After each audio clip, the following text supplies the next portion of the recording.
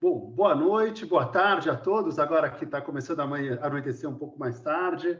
Um prazer a gente voltar para o nosso segundo encontro depois desse feriado de 7 de setembro. Certamente, estamos ainda no nosso começo do curso, naquela fase um pouco mais conceitual, um pouco mais fluida, mas bastante divertida, e que tem como principal fundamento, o principal objetivo, criar alguns alicerces sobre os quais depois a gente vai instrumentalizar de verdade todo o tema, toda a arquitetura de Project Finance. Para ser mais objetivo nessa questão, o que é a ideia do curso? A ideia do curso é que, claro, a gente instrumentalize decisões sobre como desenvolver projetos viáveis sob a ótica financeira, sendo que um dos elementos financeiros-chave é toda a questão de financiabilidade e que se coloca em condições bastante adversas quando a gente fala em 2023. E a gente fala em 2023 exatamente por uma sobreposição de acontecimentos que estão ligados, de certa forma, ao mercado local e alguma coisa que vem do mercado internacional. Perfeito. Posto essa primeira passagem, essa parte do curso, ela objetiva abordar uma questão bastante interessante, que é, afinal, o que é Project Finance?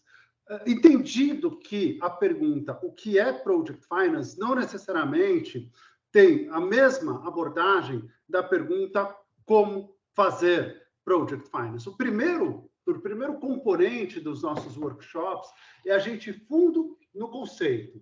E a pergunta, o que é Project Finance, ela vai acabar vindo muito mais da academia, ou seja, são os acadêmicos que vão trazer para a gente uma série de elementos de reflexão para que depois os praticantes usem essas reflexões e desenvolvam os seus próprios instrumentos de how to do Project Finance. Quando a gente começa, então, a buscar uma resposta à pergunta o que é Project Finance dentro da academia, os primeiros a se colocarem de pé e tentarem propor uma resposta para a gente são os estudiosos de história econômica. E, na realidade, essa conversa eu tive com um professor emérito da Universidade de Chicago, chamado Zé Alexandre Sheikman, e o Zé Alexandre, que foi diretor da Universidade da Escola de Economia da Universidade de Chicago, ele responde isso direto. O Project Finance é o resultado do mundo em que você não tem garantias suficientes para bancar para lastrear o teu fluxo de capitais. Aí você fala, legal, peraí, então, terminamos essa conversa, vamos começar a voltar atrás. O que está por trás dessa resposta do Zé Alexandre Sheikman?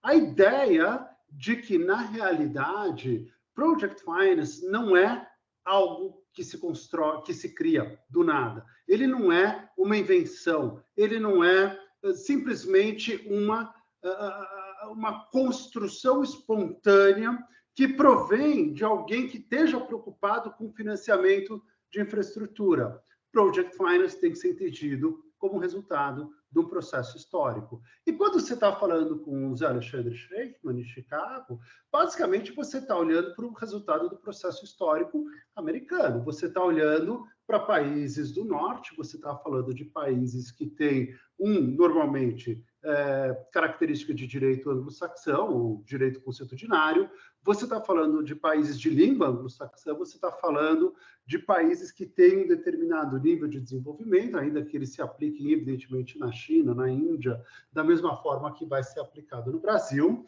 E toda a questão desse processo histórico, mais na Índia, não na China, mas toda essa questão desse processo histórico, ele vai estar justamente disparado, deflagrado na década de 80.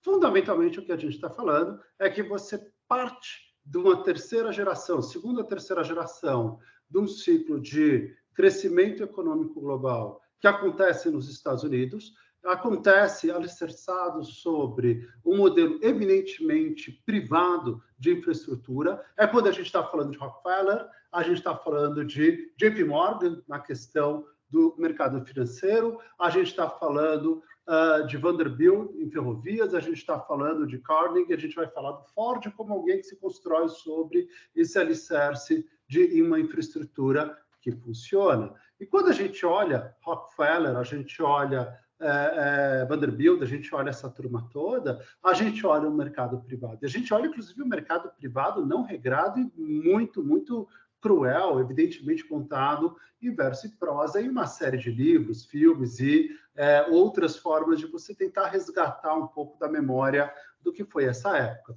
E o grande problema é que um país alicerçado, diferente do que os ultraliberais poderiam gostar de pretender, um modelo de crescimento baseado única e exclusivamente em equilíbrios de mercado, ele começa a gerar certas ineficiências, ou seja, eu me dou a liberdade de vender petróleo para quem eu quero. Eu tomo a liberdade de vender energia ao preço que eu quiser. Eu tomo a liberdade de cobrar o preço que eu quiser na minha ferrovia e eu ainda crio política discriminatória de acordo com a empresa. Então, eu faço uma coligação com o meu amigo Fabião, que está na Ford, e com isso eu consigo inviabilizar o uso da ferrovia por concorrentes como a General Motors, por exemplo, e resultado dessa construção, eu crio alguns oligopólios, alguns funcionamentos sobre mercados que são absolutamente críticos sobre a dinâmica do crescimento americano. Nesse momento, você começa a ter a interferência do judiciário, e exatamente naquele famoso caso chamado Moon versus Illinois, de 1878, esse pêndulo que era 100% privado, 100% entre aspas, pelo amor de Deus, liberal ao extremo, ele começa lentamente a voltar e vai exatamente trabalhar na regulamentação dos dois setores, que são os setores que têm elevado impacto sobre dinâmicas de questões sociais, econômicas e, claro, políticas americanas, que são mercado de infraestrutura e mercado de capitais. Dando um passo atrás, aquilo que a gente comentava, moçada, se vocês quiserem explicar crescimento econômico, basta olhar para 3 variáveis: nível de abrangência e qualificação da tua infraestrutura entendida de forma ampla, e aí existe um debate, que é a minha tese de doutorado, sobre qual infraestrutura importa. Afinal, você, quando fala em infraestrutura, está somando aeroporto, com rodovia, com ferrovia, com telecomunicações, com mobilidade urbana e uma série de outros conceitos, e na hora que você começa a quebrar o conceito de infraestrutura nos seus componentes menores, você percebe muito claramente que você gera efeitos assimétricos sobre a dinâmica econômica, e a gente vai passar um pouco por isso daqui hoje, mas, de qualquer jeito, no agregado, infraestrutura conta, mercado de capitais conta, e no longo prazo, educação conta. O desafio de educação, claro, é que longo prazo significa 2 gerações, para você alterar a sua dinâmica de crescimento econômico a partir dos investimentos que você faça em educação. Você precisa começar a investir muito em educação em 2023 para que você possa começar a colher frutos de crescimento econômico, muito provavelmente na década de 50, alguma coisa do gênero, quando essa nova mão de obra qualificada acessar o mercado e produzir impacto sobre a dinâmica em serviços e indústria brasileira. Eu espero que na década de 50 o mundo ainda seja mais ou menos parecido com o que ele existe hoje. Isso, noves fora, uma vez entendido que esse crescimento importa, você entra naquela fase regulatória. E o que é super interessante, moçada, é que essa fase de regulação, que vale para os Estados Unidos e vale para a Europa, ela começa a gerar endogenamente as suas oposições. Todo o modelo econômico, ele cria, entre aspas, dentro de si mesmo, as bases para um modelo que vai levar à ruptura do modelo anterior, ou seja, você já tinha muita gente que era favorável à mudança de regime, você já tinha muitos estudos acadêmicos que comprovavam, em teoria, que uma mudança de regime seria benéfica, você já tinha um certo mindset global exatamente a favor de uma maior liberalização em contraposição ao modelo superregulatório que vigiu no Japão, na Europa, nos Estados Unidos, desde a década de 40, do pós-guerra, até mais ou menos a década de 70.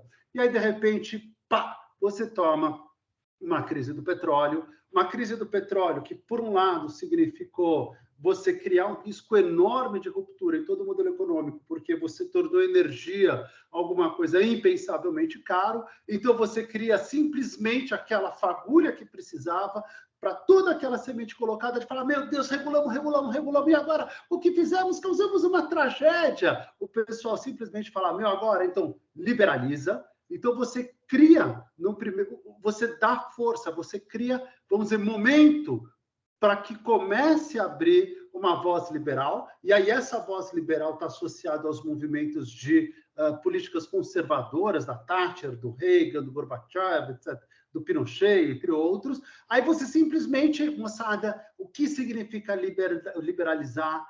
O que significa desregular? Significa você abrir mão de qualquer controle do Estado, significa você transformar infraestrutura em um negócio, significa você dizer, deixa que o privado resolve esse mercado. That's not. É super interessante, mas é muito arriscado. E é um risco que se paga. Porque na hora que você, por um lado, liberaliza esses dois mercados e fala, a partir daqui, quem quiser fazer o que quiser que faça, moçada, é impressionante o resultado que você produz, porque você vai passar pela segunda premissa desse modelo. Primeiro, infraestrutura se torna um negócio. Segundo, o negócio só será rentável com escala. Então, você precisa dar escala para energia, escala para transporte aéreo, escala para mobilidade urbana, escala para telecomunicações. E você acha que o quê que as empresas internacionais estão fazendo aqui no Brasil?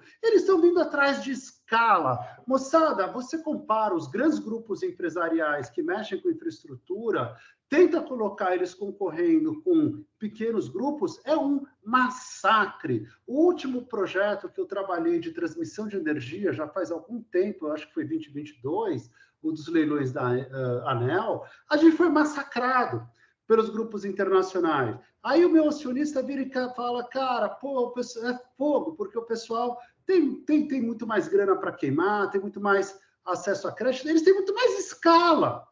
A hora que você tem escala, você tem acesso a crédito. Uma coisa, uma empresinha pequena que tem que bater na porta do Itaú, BBA, ou do Bradesco, com o Fernando, com alguém, fala, gente, eu preciso fazer aqui uma operação de 100 milhões de reais para ver se eu arranjo um dinheiro para tocar um projeto. Outra coisa é o cara que ganha 10 projetos e enfia logo uma debênture de 1,5 bi no mercado a um custo que é uma fração do pequeno investidor. Não tem como você achar que você concorre contra um grande grupo se você não tem o mesmo nível de escala que ele. Se você pega setores como resíduos sólidos, por exemplo, eu não sei se alguém aqui está envolvido nele. Uma coisa é você encomendar 20, 30 caminhões numa Volkswagen. Vai levar 6 meses para te entregar esse negócio, você vai pagar praticamente o preço de tabela, desconto nenhum. Outra coisa é você descer lá e encomendar 600 caminhões. O Fernando Simões, o presidente do grupo JSL, entrando em uma série de mercados de locação e serviços públicos, hoje ele é o maior comprador da Volkswagen no mundo. Cara, é muito delicado você tentar competir com um cara que tem esse nível de escala. E isso resulta do fato óbvio, infra is a business. O spillover, o transbordo legal desse processo é que a hora que você descobre que você tem que dar escala e você investe uma barbaridade, o mundo cresce uma barbaridade. O mundo pula para uma taxa de crescimento da casa de 5,7%, o que é alguma coisa totalmente impensável das gerações anteriores. Nunca se imaginou que o mundo seria tão rico. E a gente hoje pode parar para discutir o que acontece com as novas gerações, a dificuldade em criar recriação de sociedade, crianças individualistas que não têm a menor percepção sobre o que é a realidade que o circunscreve. Quando as pessoas falam a dificuldade dos pais que trabalham muito, etc, etc, etc, coloque um grão de sal. O problema, puro e simples, é que o mundo ficou rico demais. E que a maioria dos nossos filhos, eles praticamente têm garantido que eles poderiam não trabalhar para sobreviver, o que significa dizer que ele não depende do próximo, ele depende só de si mesmo, ele não precisa existir numa relação social, numa sociedade de trocas, e aí, evidentemente, você esgarça uma série de tecidos sociais quando você se torna rico demais. Mas essa é outra discussão, não é o tema do nosso curso de Project Finance. O grande ponto do nosso curso de Project Finance é que no mundo você consegue transformar infraestrutura em um negócio. 2, um negócio de escala. 3, um negócio de escala demanda muito, muito, muito, muito capital na forma de financiamentos ou outros. 4, esse capital existe, por isso que no final da nossa última rodada, a gente brinca com o famigerado, famoso e tão interessante voo do petrodólar, tá joia? Aquela grana que os americanos imprimem ao redor do mundo, imprimem para pagar o primeiro choque do petróleo e que começa a fluir ao redor do mundo. E por onde ela passa, ela gera uma bolha. Essa bolha é alguma coisa que ela tem a natureza de investimento produtivo. Isso que é super interessante, ele entra para financiar a infraestrutura, ele entra para financiar ampliação fabril no Japão, na Coreia, em Taiwan, em todos os chamados tigres asiáticos das décadas de 80, comecinho da década de 90. Ele entra para financiar a Nasdaq, ou seja, todomundo.com na década de 2000, no comecinho. Ele entra para financiar imóveis, ou seja, não é que é aquela grana que o pessoal vai chamar de capital especulativo, muito pelo contrário, é uma grana que eles vão chamar de capital produtivo. O único problema é que é um capital produtivo com flow, ele voa, ele entra, ele investe, ele multiplica e sai, com uma lógica simplíssima. Ele faz uma pergunta, dá para dobrar? Ou seja, ele vai pegar um apartamentinho pequenininho, o capital internacional, comprando na Vila Madalena, há, sei lá, 10 anos atrás, e perguntar, cara, esse apartamento hoje está vendido por R$250 mil. Um apartamento de 50 metros quadrados, alguma coisa do gênero. Dá para dobrar? Eu falei, não, lógico, dá para chegar a 500 mil sem problema. Ele entra. Quando alguém comprou por 500 mil, alguém vai te perguntar, dá para dobrar? E aí alguém vai falar, dá, ele chega a 1 milhão. E aí ele gira, ele circula. A hora que você chega, esse negócio já vale 2 milhões de reais, um apartamento de 50 metros quadrados, você começa a falar, cara, eu não sei se dá para dobrar. Mas ele consegue esticar até 2 milhões. A hora que todo mundo fala, cara, de 2 milhões não passa, não chega a 4 milhões, é a hora que o capital voa, é a hora que o capital sai, é a hora que o capital muda de país, ele muda de setor, ele muda de página. E ele vai buscar, e ele deixa para trás exatamente o vácuo da ausência de capital nos setores em que ele entrou, ele gera alguns problemas regulatórios e, obviamente, ele gera problema de mudança de riqueza de mãos. Tanto que, quando você olha quem são as pessoas mais ricas do mundo, todas elas foram filhos do voo do petrodólar. Se vocês olharem, agora eu não sei quem são, bom, eu digo já algumas considerações de brincadeiras a mais, mas se vocês olham a Forbes, o Bill Gates era o cara mais rico do mundo até muito recentemente. Ele é exatamente a expressão da geração da Nasdaq. Ele tinha mais ou menos $1 bilhão em 97, 98, antes do começo da bolha da Nasdaq, e ele vai chegar a quase $70 bilhões de valor. Ele, em 2004, 2005, depois da bolha da Nasdaq. É essa puxada que vai para cima. O cara mais rico do Brasil, até pouco tempo atrás, era um cara chamado Eike Batista, o ilustre filho do Eliezer Batista, e que não ia muito além do ilustre filho do Eliezer Batista. O tema todo do Eike é o mercado, o dinheiro entrando naquela bolha que vai de 2002, quando ela sai da Nasdaq, que vai buscar, por exemplo, o Brasil, de 2002 a 2009, essa grana entra com uma voracidade incrível, eles criam esses campeões nacionais, por exemplo, o Eike Batista, e de repente você descobre, caramba, ele era construído sobre alicerces instáveis, vamos dizer assim. Eu acompanhei duas operações deles, as operações de mineração MMX.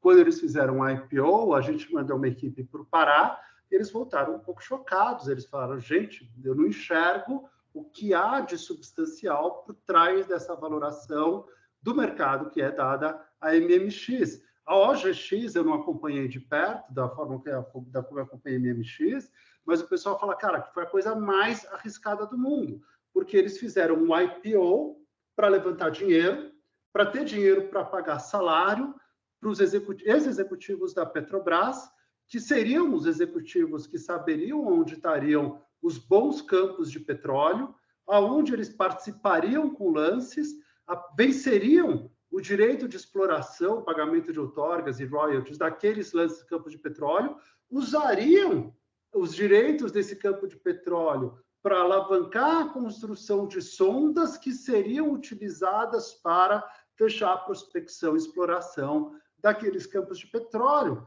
Cara, como assim? Você fez o IPO antes de tudo e não depois de tudo? Isso há 15, 20 anos atrás, ou 10, 15 anos antes do que foi o Eike Batista, seria completamente impossível. Essa é a expressão material do voo do petrodólar. Você vai criar... E tanto que quando você fala, pô, o Eike Batista caiu, o cara mais rico do Brasil é o Jorge Paulo Lemann, você está falando do voo do petrodólar de 94 a 99, quando o Jorge Paulo era dono do Banco Garantia, e o Banco Garantia, junto com o Opportunity, se tornam o mecanismo de internalização dos petrodólares no Brasil. Moçada, eu vou só acender uma luz, deixa eu só.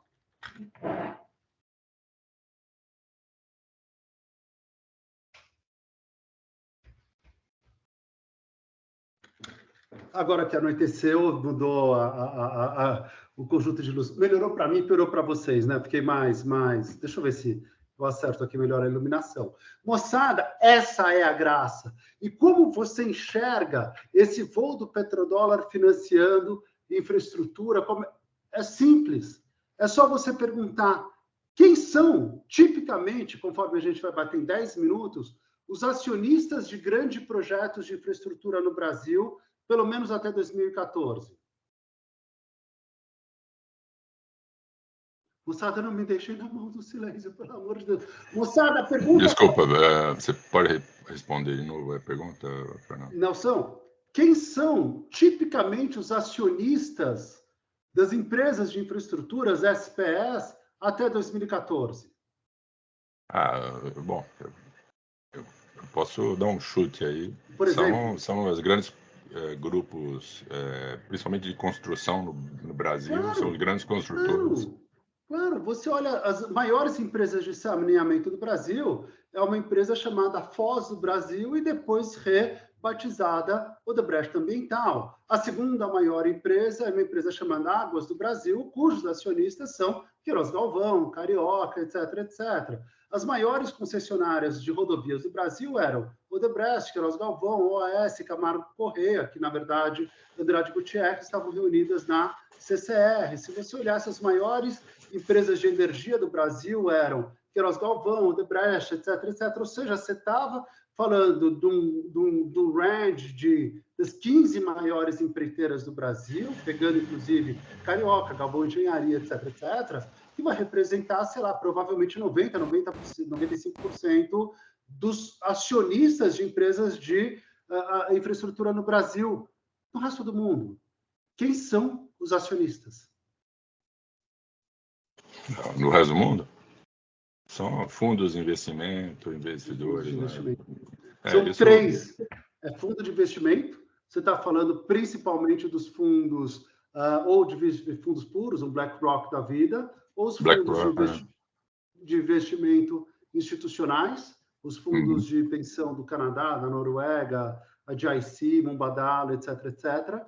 Você está falando de seguradoras de vida, porque o perfil atuarial dos fundos de investimento, dos projetos é muito parecido com o que você precisa para o fundo atuarial, para o resultado atuarial das seguradoras de vida, e você está falando de capital na sua forma mais pura. Cara, é muito diferente, tanto que toda a lógica do Project Finance lá fora é construída sob a ótica do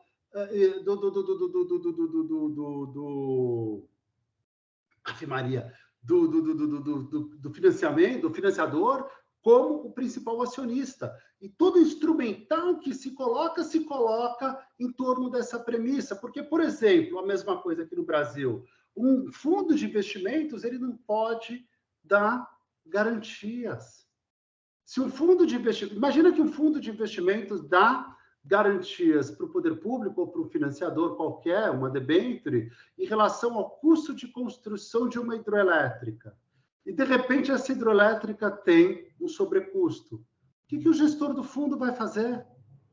Ele vai chamar capital dos cotistas, ele vai falar, doutor Márcio, doutor Fábio, doutor Renato, vocês que são cotistas dos meus fundos, olha, a gente investiu numa hidrelétrica, a hidrelétrica teve um cost overrun, a gente vai botar mais dinheiro, só que como eu já estou com todo o meu dinheiro comprometido com projetos, eu vou precisar fazer uma chamada de capital do meu fundo.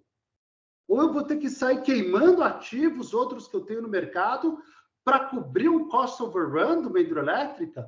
Nunca! Tanto que no Brasil, pela norma da CVM, os fundos são proibidos de prestarem garantias a financiadores. Então, você precisa montar um quebra-cabeça que envolve a figura do fundo enquanto um acionista, uma operação de financiamento no mercado, uma estrutura de seguros e contratos embaixo que viabilize esse fundo se tornar um acionista sem a possibilidade de apresentar garantias para os financiadores. Essa é a natureza do Project Finance lá fora. É a natureza de uma operação construída a partir da liberdade do setor de infraestrutura com a liberdade do mercado financeiro. Um mercado financeiro que busca investimento. Desculpa, é que entrou uma mensagem do McAfee aqui. O mercado financeiro que exatamente está buscando formas de colocar dinheiro nesse mercado que vai ser rentabilizado se ele conseguir dar escala. Essa é a arquitetura do que está lá fora. O centro está no mercado financeiro e o grande desafio, novamente, é quando a gente começa a olhar inflação. E aí todo mundo está olhando inflação, pô, que perigo, taxa de juros, etc. E aí você fala, gente, o que é que está por trás da inflação? Você tem dois elementos fundamentais. Os dois óbvios, vai. O primeiro é você falar, é o desencadeamento produtivo global pós-pandemia e guerra da Ucrânia, Rússia-Ucrânia, ou seja, você tem um problema óbvio de desabastecimento de matérias-primas, grãos, dificuldades de rota de comércio. Em julho, a gente voou para o Japão, foram 2 voos mais loucos da vida. A gente fez uma escala na Alemanha, e aí Alemanha-Japão, o avião basicamente saiu da Europa, desceu até o sul do Marrocos, aí virou à esquerda para voar para o Japão, porque ele não podia passar nem perto do espaço aéreo russo. Ou seja, quando você está falando de uma zona produtiva global como essa, não tem muito como você imaginar que isso não vai gerar inflação, não tem problema nenhum.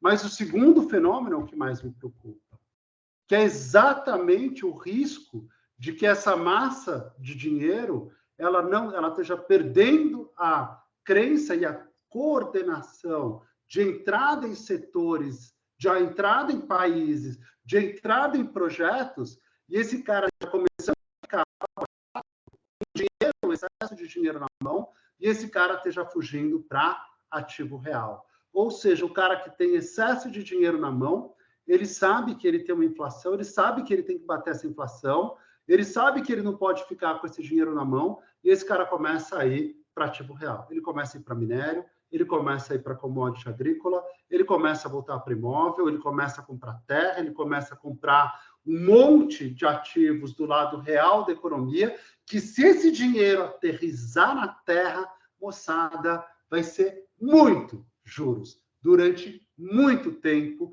e aí você mata todo o elemento dinâmico que fez o mundo crescer de 1980 a 2020, que é o excesso de liquidez internacional. Inclusive, a gente morre junto. A gente morre dentro desse problema. Mas vamos olhar com calma antes, então, feito esse rápido ramp-up. Nelson, você tinha mais algum comentário, não, meu amigo? Não, na linha do que você estava comentando, Fernando, com relação a esses grupos aí, né? Você trouxe um tema aí que dos grupos nossos, grandes construtores que estavam atuando no Brasil, né? Porque eles tinham uma visão de curto prazo, eles não tinham aquela visão de médio e longo prazo, que é esses projetos estruturados, né? Diferente dos fundos de investimento, você citou aí Blackstone, a Brookfield, por exemplo, que é, você citou Canadá. E o que aconteceu foi que, ao longo dos anos, esses grupos foram vendendo esses ativos, né, exatamente para esses fundos de investimentos. E mudou hoje, né, o perfil do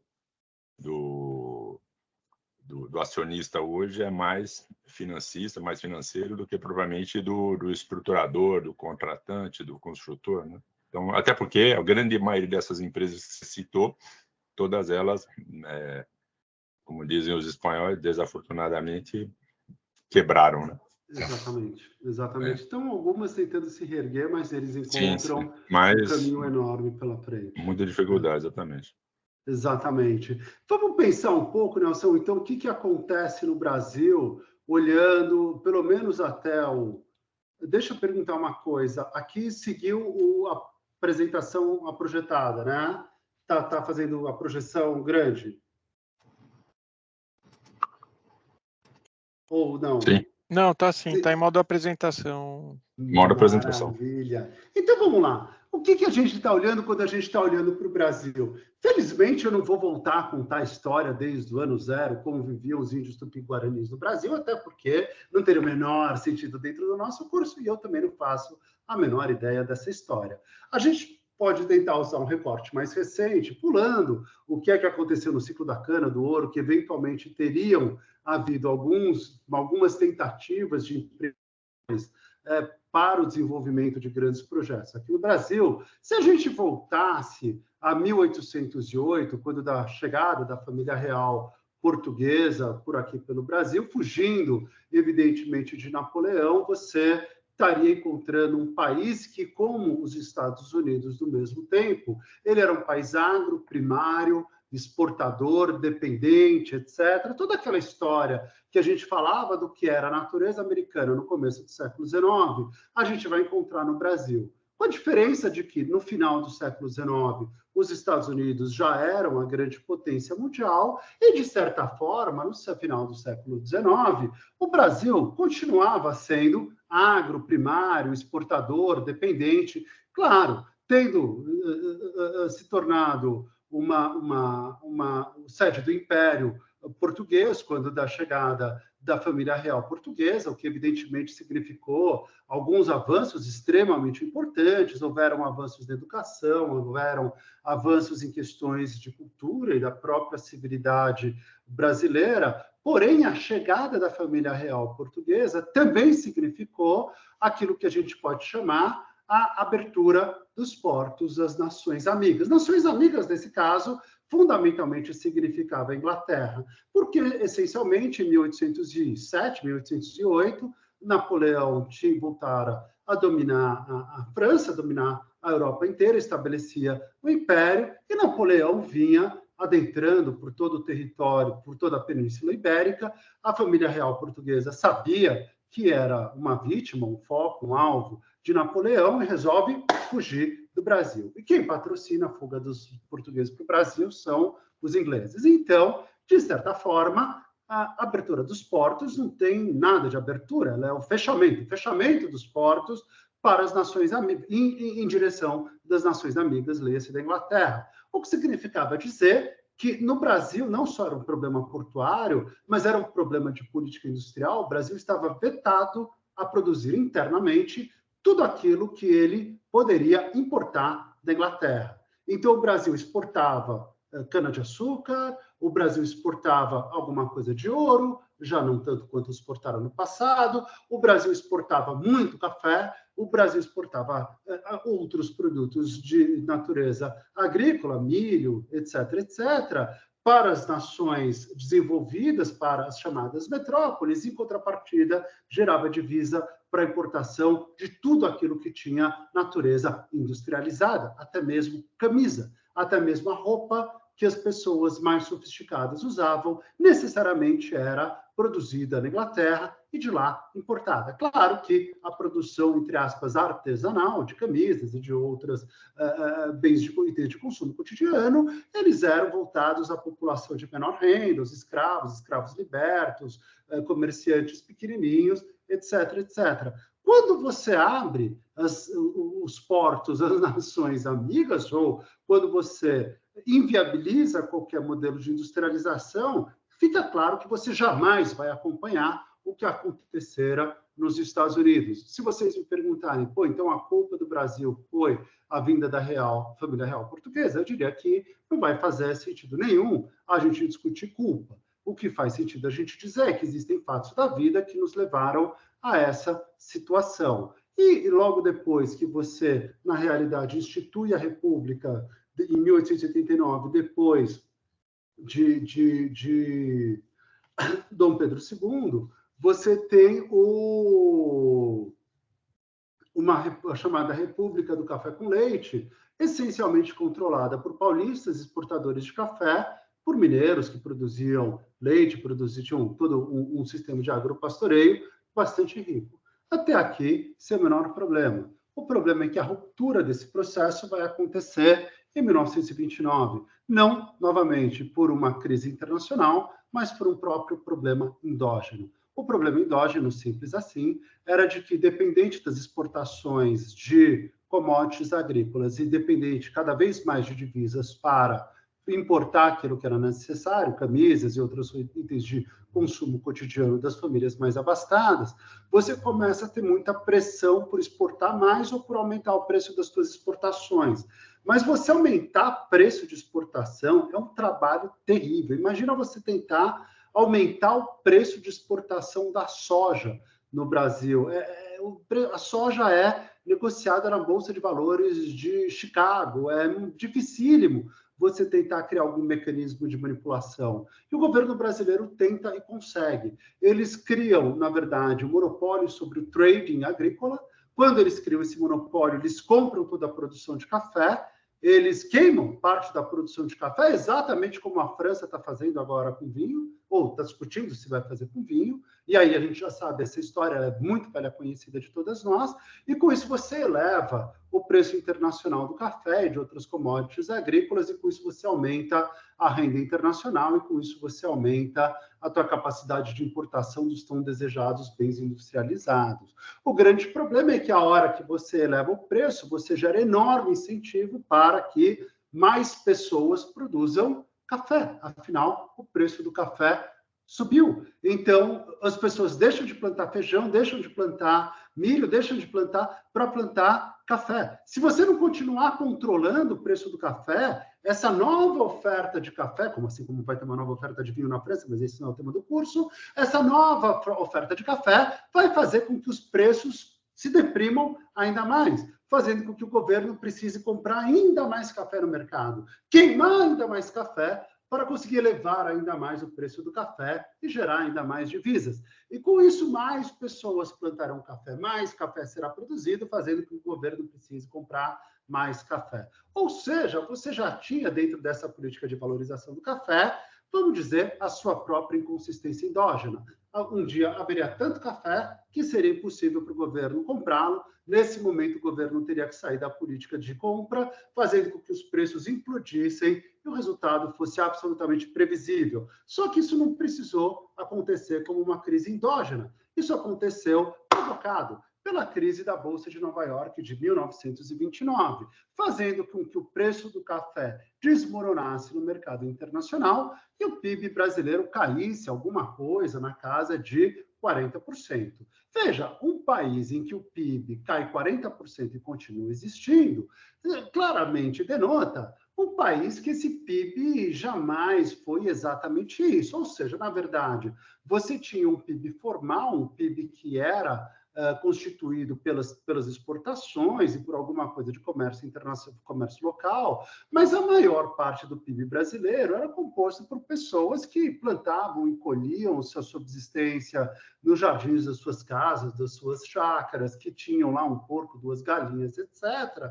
E essa economia de subsistência jamais fora contabilizada como PIB, até porque isso nem comercializado é. Resultado, cai todo o comércio brasileiro, mas, de certa forma, o Brasil continuava subsistindo. E abre esse espaço, então, dentro dessa enorme crise, que é uma crise econômica, mas lembre-se que toda crise econômica também é uma crise política. Abre espaço para que Vargas assuma o poder, implante, dê um golpe de Estado, implante o Estado Novo e daí por diante. E quando Vargas assume, você tem o primeiro modelo de quebra econômica brasileira. E o que Vargas vai fazer é desistir dessa política que realmente era endogenamente insustentável de valorização das suas exportações, importação de tudo que era industrializado, e começar a voltar o país para si mesmo. Perguntando, galera, tudo que a gente importa,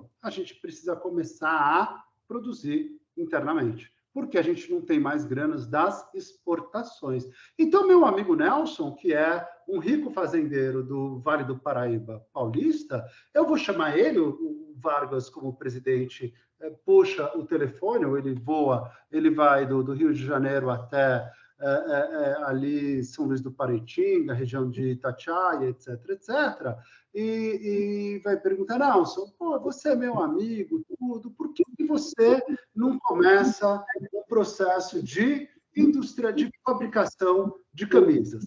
E quando ele fala isso, basicamente, o que o Vargas está dizendo eu preciso que você me ajude a produzir localmente aquilo que era importado. Eu começo sempre, sempre, sempre pelas indústrias de menor resistência. Indústrias de menor resistência são indústria têxtil, por exemplo, fácil, tecnologia simples, sem nenhum grande problema, mercado consumidor gigante, então eu produzo, vendo, nada, não tem grande exigência de capital, eu consigo seguir por essa, vamos chamar, industrialização de menor resistência. E quando você está em Angola, Angola hoje está discutindo a industrialização do país, ela anda pela industrialização de menor resistência. Indústria têxtil, indústria de processamento de alimentos. Então, uma coisa é eu ter a minha horta no fundo de casa, outra coisa é todo mundo que está sentado aqui hoje, fala, galera, quem tem horta no fundo de casa para fazer o jantar de hoje? Ninguém tem. Ninguém tem. Todo mundo compra o jantar de hoje no mercado. Um mercado que envolve uma indústria de processamento de alimentos. Alguém comprou leite, esterilizou, envasou, fez a logística, chegou aqui embaixo no Pão de Açúcar. Alguém transformou leite em doce de leite. Alguém produziu ração, alguém produziu matrizes, alguém engordou uma ave, alguém abateu essa ave, alguém processou essa ave, embalou essa ave, fez uma logística para chegar aqui. Então, eu vou comprar leite, eu vou comprar frango congelado para o jantar de hoje. Galera, eu crio essas indústrias, que são indústrias relativamente simples. Todo mundo tem que jantar, pelo menos todo mundo deveria ter que jantar. Evidentemente, a gente não vai entrar nesse debate social aqui no Brasil. Todo mundo precisa de camisa, todo mundo precisa de móvel. Eu vou para uma indústria moveleira, eu começo a criar essas indústrias de baixa resistência exatamente pelas relações pessoais que o presidente tem com empresários do eixo Rio-São Paulo, principalmente do eixo de São Paulo, pela proximidade que São Paulo tem com toda a logística. Então, eu chamo a família Matarazzo, eu chamo de várias famílias e falo, gente, vamos começar a produzir localmente aquilo que antes eu importava. E aí, meu amigo Nelson vai virar e falar, mas, presidente, o problema é o seguinte, para produzir camisas, eu produzo. Não tem problema, preciso de um tear. E não existe tear fabricado aqui no Brasil. Então, eu preciso importar um tear. E eu não tenho divisa para importar tear. O dólar é muito caro. Então, aqui começam os instrumentos de política industrial absolutamente ad hoc, que o presidente se arvora e fala, Nelson, eu vendo dólar para você a uma taxa diferenciada e te dou isenção fiscal, para você que é meu amigo, claro.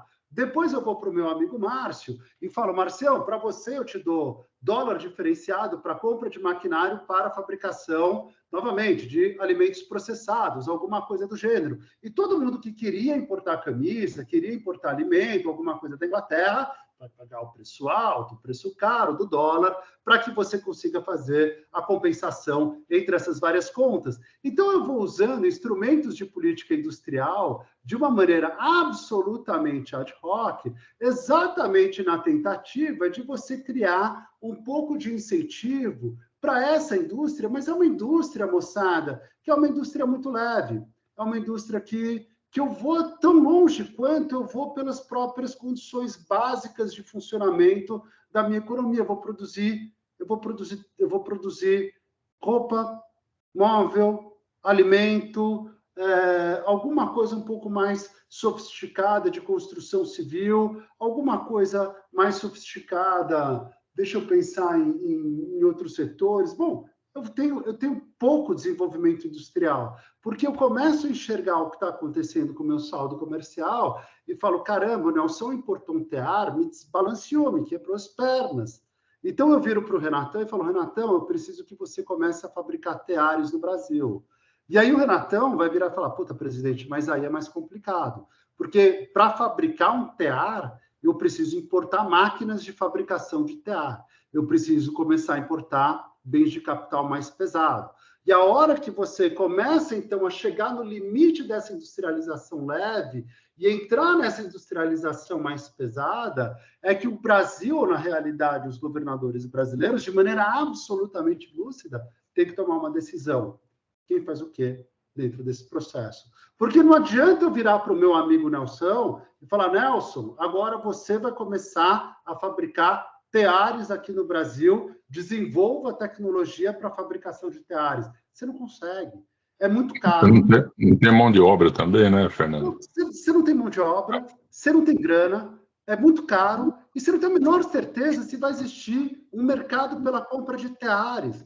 Uma coisa é você falar, existe mercado pela compra de camisas? Isso é claro que existe, mas pela compra de teares não é claro. Entende? Conforme você vai vindo para trás no teu encadeamento produtivo, é muito mais capital, é muito mais tecnologia, é muito mais sofisticação de mão de obra, você está certíssimo, é muito mais investimento, é muito mais risco. Não tem ninguém capacitado para assumir esse nível de risco no Brasil. Nesse momento, você precisa começar a tomar decisões públicas. E as decisões públicas, a pessoa vem desde a época do Império, mezzo, elas são exatamente decisões públicas da década de 40, 50. Fundamentalmente, quando, voltando um pouco atrás da nossa história, no auge da Segunda Guerra Mundial, Vargas tinha uma quedinha pelo eixo, não tem dúvida nenhuma, era a origem militar, a origem direitista dele, não tem dúvida nenhuma, mas ele vai abrir a negociação tanto com os eixos quanto com os americanos, os europeus, falar, gente, quem dá mais para eu ajudar na entrada da guerra? E dizem que ele negocia a implantação, na verdade, o envio de uma força expedicionária, meu Deus, para o norte da Itália, agora fugiu o nome, não é Monte Castelo, é Monte Castelo? A Força Expedicionária Brasileira, Monte Castelo, que parece que, inclusive, é uma das forças expedicionárias mais heróicas da história da Segunda Guerra, menos valorizadas, ninguém estuda eles na escola, é uma loucura, e mais heróicas, porque eles chegam dos Alpes, na verdade, você tem ali do lado Dolomitas, do outro lado dos Alpes, e eles têm que interromper as linhas de comunicação, nada mais, nada menos do que Alemanha e Itália, os dois países do eixo. E com alguma ajuda dos americanos, eles conseguem fazer isso e contribuem, não de forma decisiva, mas certamente de forma relevante para a vitória dos países aliados na Segunda Grande Guerra. Ele autoriza a implantação de uma base aérea em Natal, ele autoriza o uso de todo o litoral brasileiro para abastecimento dos submarinos aliados no combate aos submarinos e outras embarcações do eixo. Em contrapartida, o que ele recebe, moçada? Dinheiro. CSN. A contrapartida dos americanos... Sim, a CSN, é verdade. A construção da siderúrgica, Companhia Siderúrgica Nacional. Exatamente, em Volta Redonda, no sul do estado do Rio de Janeiro. Galera, é o primeiro passo que você está dando em direção a alguma coisa muito mais sofisticada. Porque se eu consigo... Eu não sei se alguém de vocês já visitou CSN, é demais, visitem, é demais. Apesar da idade da planta, quando você chegar lá, você fala, uau, o que é isso? Cara, não adianta você imaginar que você vai ligar para o teu amigo fazendeiro Nelson e falar, Nelson, você monta uma companhia siderúrgica para mim? Eu falo, presidente, tá louco, cara? E é o erro de Mao Zedong na China. Mao Zedong faz muito mal exatamente essa coordenação industrial. E Vargas, então, ele começa com a história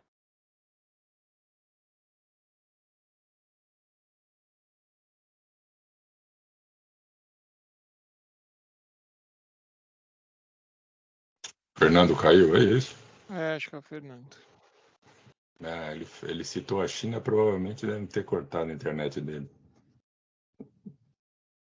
Estão escutando ali a aula. Citou o nome do Mao, falei, pronto. Vamos ver se ele volta aí já.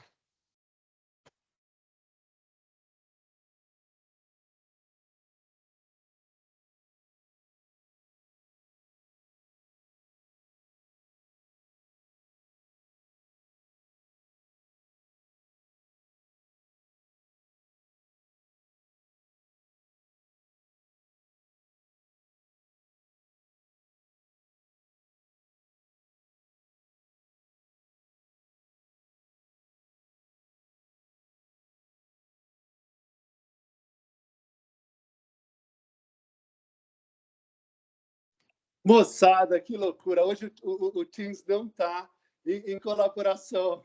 Que droga. Mas eu vou entrar, então, pelo celular por um instante, enquanto eu tento reconectar do lado de cá. Se Deus quiser, isso daqui vai dar certo, senão eu vou precisar começar a reiniciar o computador, essas coisas todas. Enquanto eu vou nesse processo um pouco sofrido, o que está acontecendo é que não adianta para mim, como presidente da República, virar para o meu amigo Nelson e falar: Nelson, você é um fazendeiro rico do Vale do Paraíba? Eu sou presidente. Ah, então faz a CSN para mim. Never would happen. Never would happen. Então, não adianta virar. Nelson, você é um rico fazendeiro de Minas Gerais? Eu sou presidente. Ah, que bom. Então monta a companhia Vale do Rio Doce para mim. Moçada, não adianta, não adianta. O Brasil não tinha uma estrutura econômica que funcionasse de maneira suficientemente inteligente, ou, desculpa, já tivesse suficientemente madura, para que você, do ponto de vista privado, pudesse andar com esses setores. Isso não teria acontecido, a não ser com um nível de coordenação, de esforço e associação público-privada, por exemplo, como vai acontecer na Coreia, maluca. Mas isso não vai acontecer no Brasil. No Brasil, de maneira embrionária, o que vai acontecer? Vargas vai dizer: esse papel desse negócio que é arriscado, que é difícil, que é caro, que depende de nexos industriais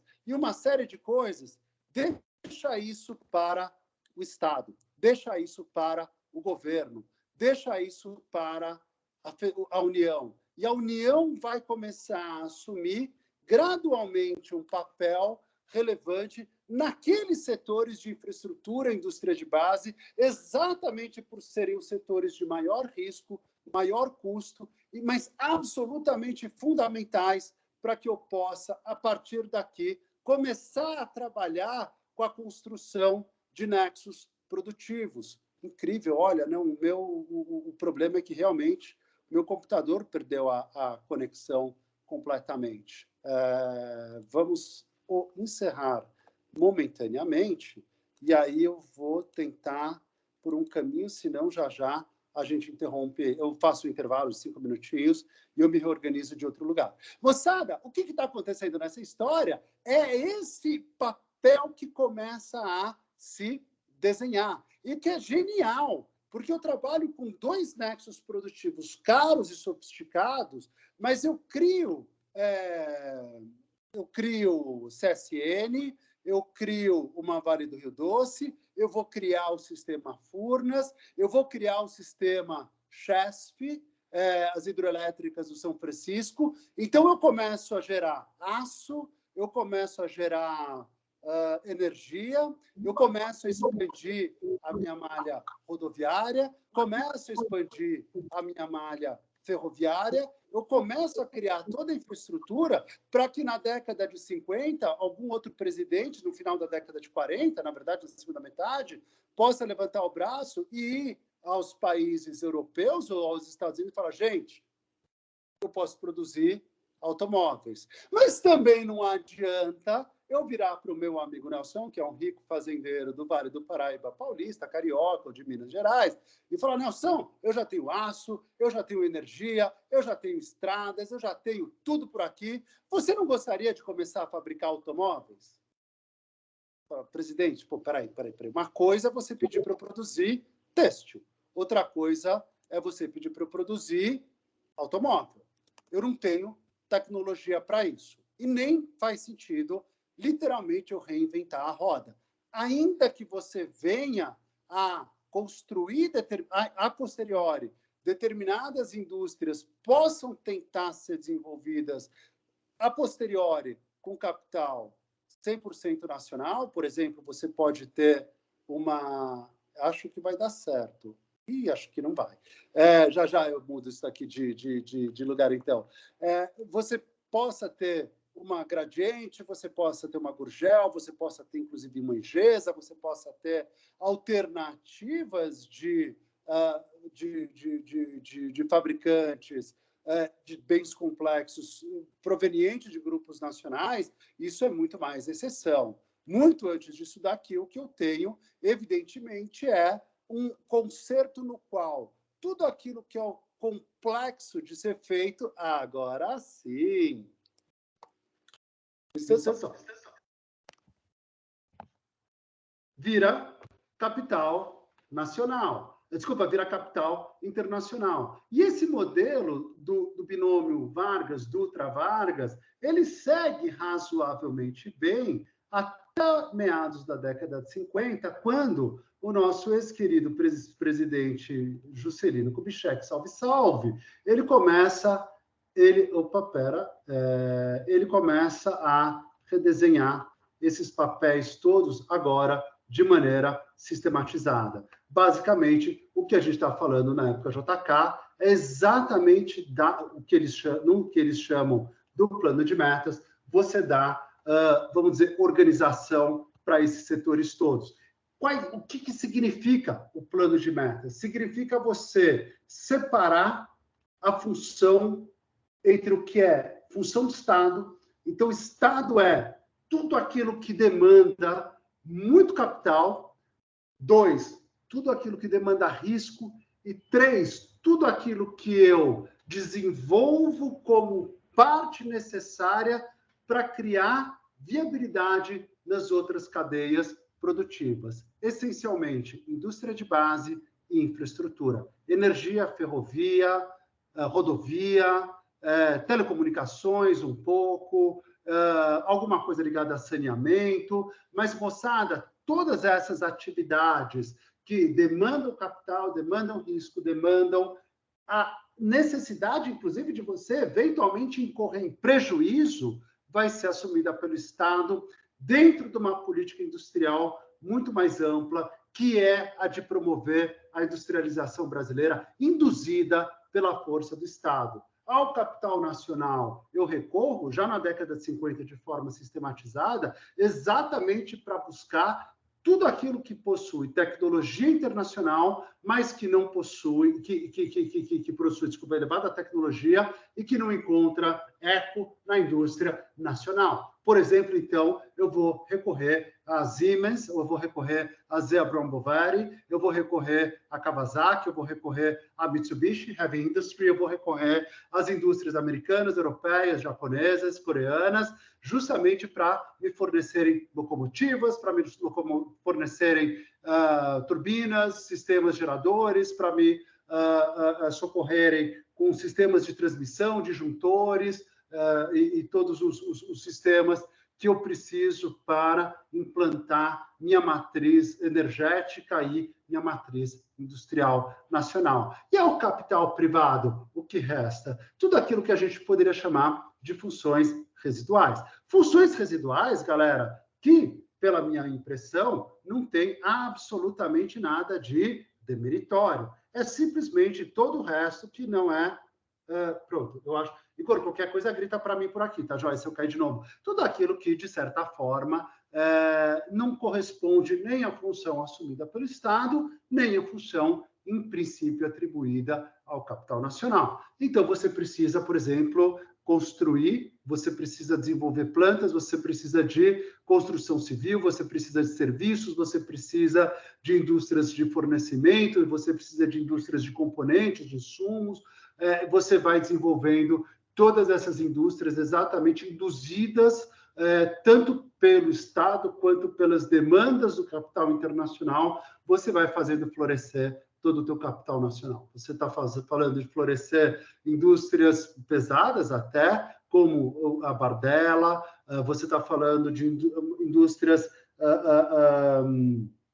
de toda a construção civil, você está falando de uma CBPO, que depois vai virar o Odebrecht, você está falando das indústrias civis do Nordeste, como Queiroz Galvão, você está falando da CELI, você está falando mais recentemente da OAS e de todos os desdobramentos, empresas dessa natureza. Camargo Correia na construção de hidrelétricas também, né?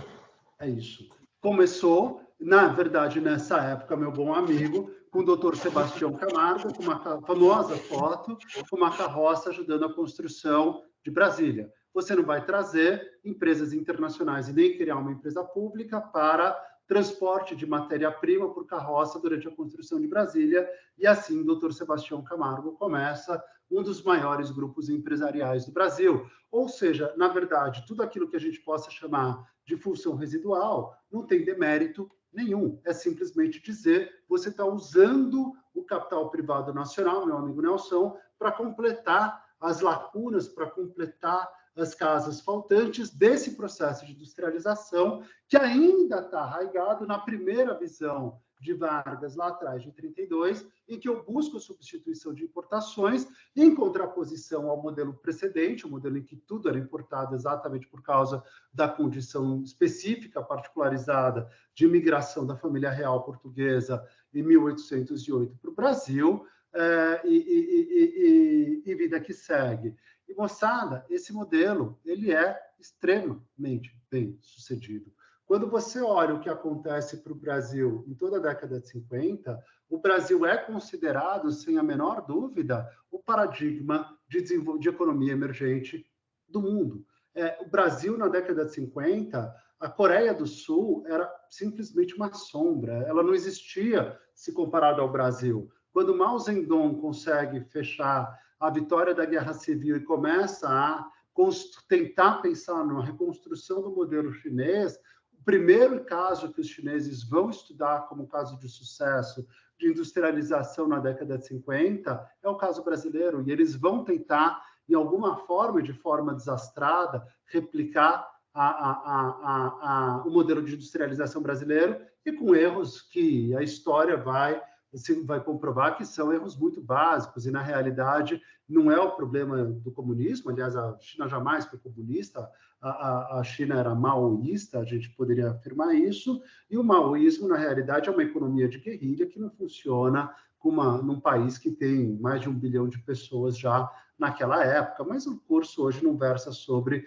história econômica da China. O fato é que, no final da década de 50, o Brasil havia avançado uma barbaridade. Havia criado grandes empresas estatais, havia, como o Chesses, Furnas, o BNDE, o Banco Nacional de Desenvolvimento Econômico, exatamente para lastrear o financiamento desse capital no privado nacional naquilo que era necessário ir além do equity, ou seja, quando eu estou virando para o meu amigo Nelson e pedindo para que da posição de fazendeiro ele se transforme no produtor têxtil, ele fundamentalmente está indo com capital próprio para essa aventura. Quando eu estou falando da construção de grandes grupos empresariais dentro dessas funções residuais, o equity, o capital próprio, já não é suficiente, eu preciso criar institutos de financiamento, mas eu não tenho como contar com capital privado nacional, então eu tomo uma decisão que é a de formar um sistema financeiro público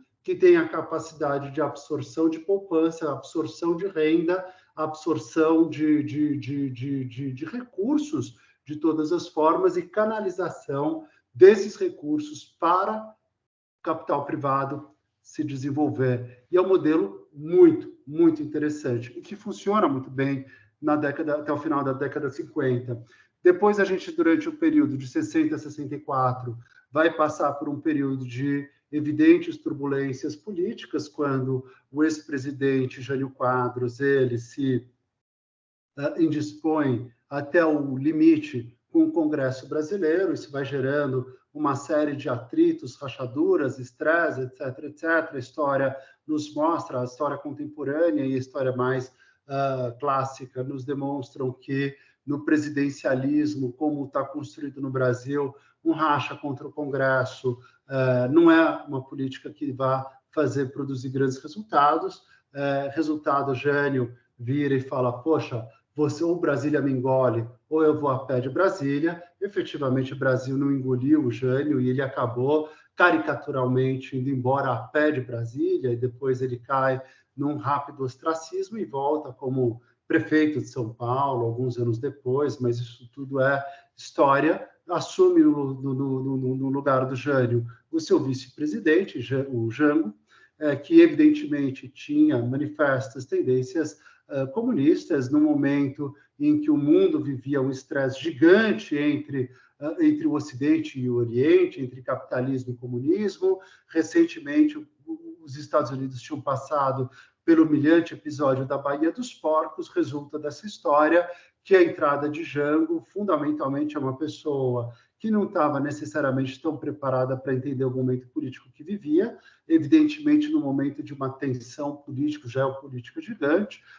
com apoio dos americanos e, de certa forma, com uma verdadeira baderna que se instaura no Brasil, e aí toda a crise econômica é uma crise política, e toda a crise política é uma crise econômica, a economia brasileira havia parado, tudo isso gera um movimento, gera, vamos dizer, a base do movimento de deposição do presidente da República e a assunção da presidência pelos militares. E quando os militares assumem, algumas pessoas vão falar no golpe de Estado de 64, algumas pessoas vão falar na Revolução de 64, algumas pessoas vão falar na transição de 64, eu diria que eu sigo um pouco mais na mesma linha que o Vilas, eu tive com ele faz já bastante tempo, na verdade, naquele Globo News, na época do painel que o William ainda era o apresentador, e a gente tem esse ponto em comum. O Vilas fala, olha, é que o golpe mesmo acontece em 69,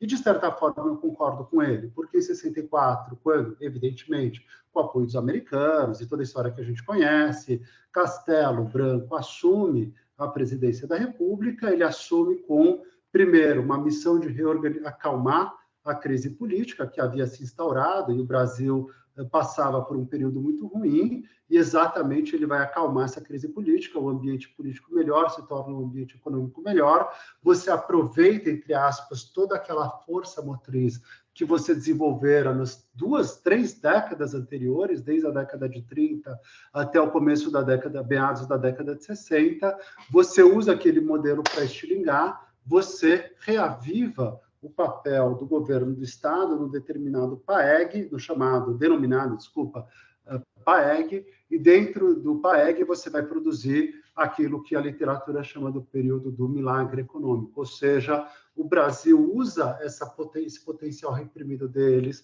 para explodir num crescimento sustentado acima de 2 dígitos durante um determinado número de anos. E, ao mesmo tempo que acalmava o ambiente político, preparava o crescimento econômico, Castelo preparava o processo de redemocratização brasileiro.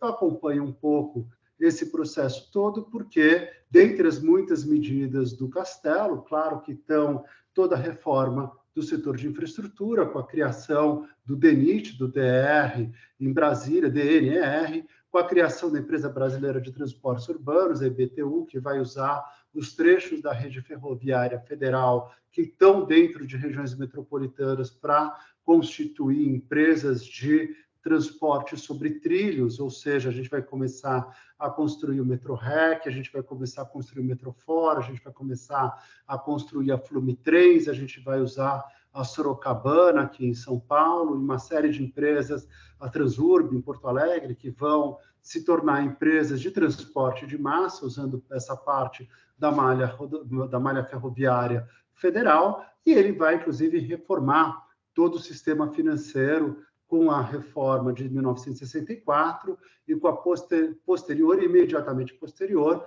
criação de um ente que não existia, chamado Banco Central do Brasil, cujos criadores foram Delfim, o Baudin, o Simonsen e o Rui Leme, que era o meu avô. Por isso que um pouco eu acompanhei esse processo pelos olhos, evidentemente, do meu avô, que eu não era vivo naquela época, mas muita história foi contada.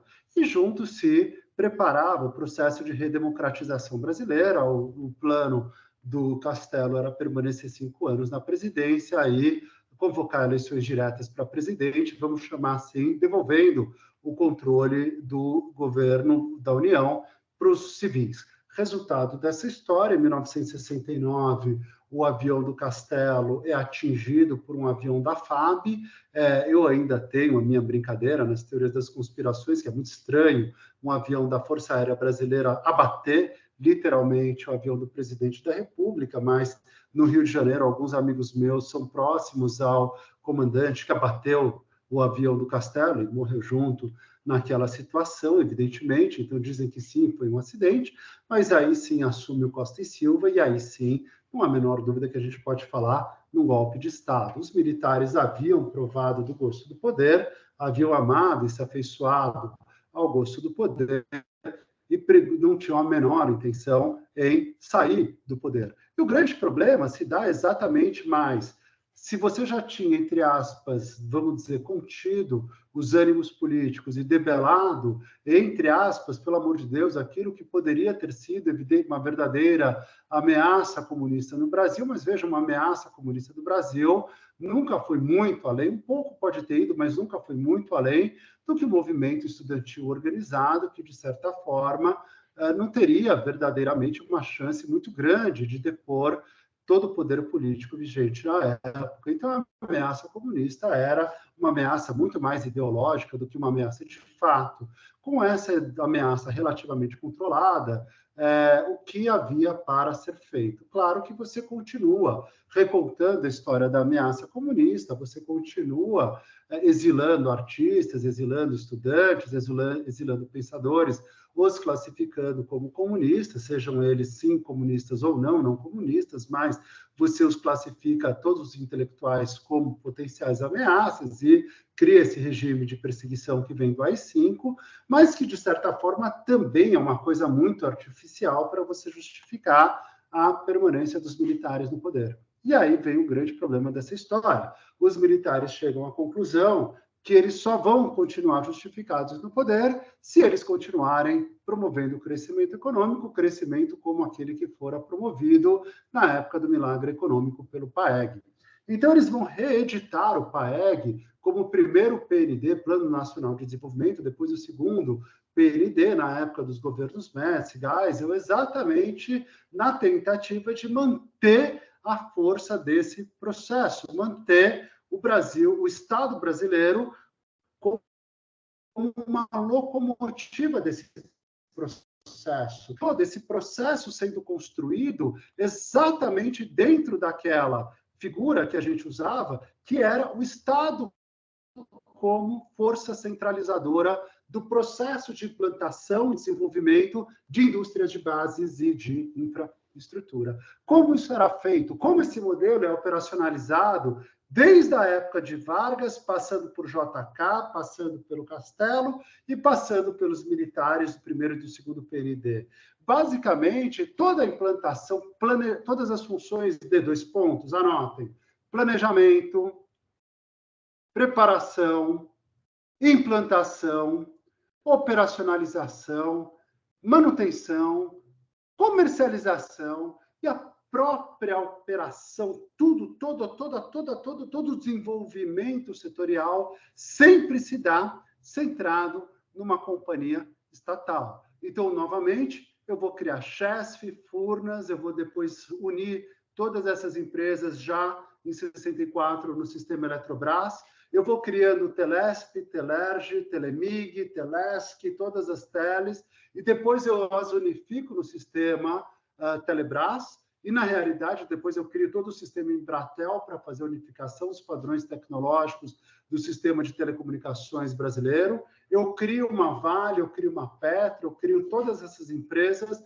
que são, novamente, as empresas que até hoje, grande parte, são responsáveis pelo planejamento, implantação, operacionalização dessas grandes políticas públicas. 2, a única função que essas empresas não cumprem são a de financiamento. Uma vez que essas empresas todas são subordinadas a um órgão da administração pública direta, então a Petro, a Vale, são subordinadas ao Ministério de Minas e Energia, a Eletrobras e a Telebrás são subordinadas ao Ministério de Telecomunicações, a EBTU é subordinada ao Ministério dos Transportes, junto com o DENIT, com o DNR, assim como a Sabesp é subordinada à Secretaria de Recursos Hídricos ou a Secretaria de Meio Ambiente, conforme o governo, assim como o Metrô de São Paulo é subordinado à Secretaria de Transportes Metropolitanos, a DERSA e o DR de São Paulo são subordinados à Secretaria dos Transportes. Todas essas empresas estatais se subordinam a um órgão da administração pública direta que é responsável por fazer a captação de recursos junto à população brasileira via cobrança de impostos, ou seja, eu cobro imposto de renda, cobro IPI, cobro II, cobro ICMS, cobro PIS, cobro COFINS, cobro quantos impostos eu possa querer aqui dentro, como forma de captar, vamos chamar assim, recursos privados, drenar um pouco de recursos da iniciativa privada para o governo, posso fazer emissão de dívida que vai ser adquirida pela população brasileira, ou posso recorrer ao endividamento internacional. Alguma coisa pouco relevante antes da década de 60, mas que com exatamente esse ciclo de ampliação muito forçada das empresas estatais do final da década de 60 até a década de 80, eles precisam recorrer cada vez mais ao capital internacional, até porque ele começa a fluir exatamente naquela discussão que a gente teve sobre o voo do petrodólar. Galera, e com isso eu consigo fazer essa máquina girar. Então, no centro do processo de planejamento, financiamento, implantação, operacionalização, prestação de serviços e manutenção e a comercialização dos serviços a toda a sociedade, está o governo, estão os entes públicos. Estão os entes públicos na forma de empresas estatais, estaduais, federais, municipais, está a administração pública direta, na forma de secretarias, governos, União, etc., etc. E o privado existe na circunferência, no perímetro de todo esse modelo, exatamente cumprindo papéis que são ou o papel de fornecedores, e aí certamente é onde a gente vai encontrar os internacionais, fornecedores de turbinas, fornecedores de trilhos, fornecedores de tecnologia de locomotivas, fornecedores de subestações, fornecedores de todos os equipamentos que eu preciso para produzir aquilo que é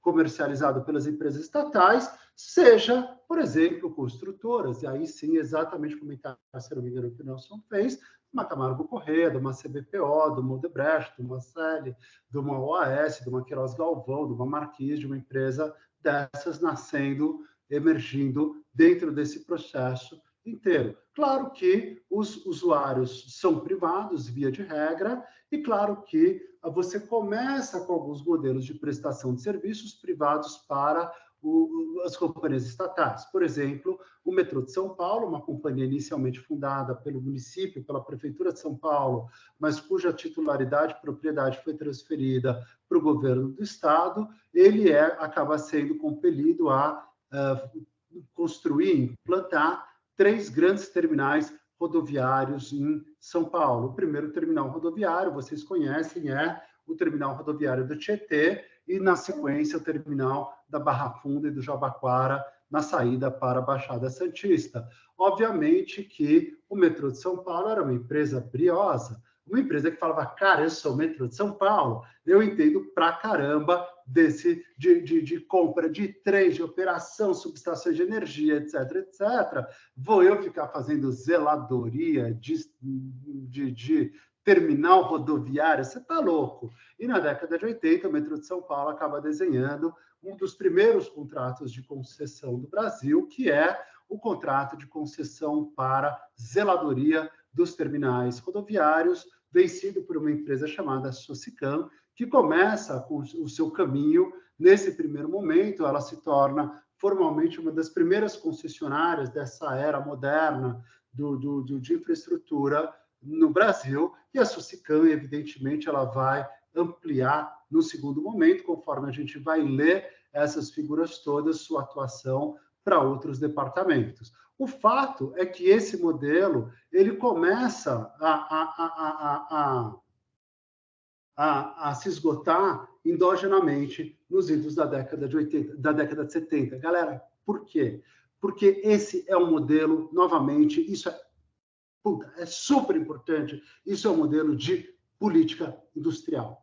O meu problema não é investir em grandes projetos.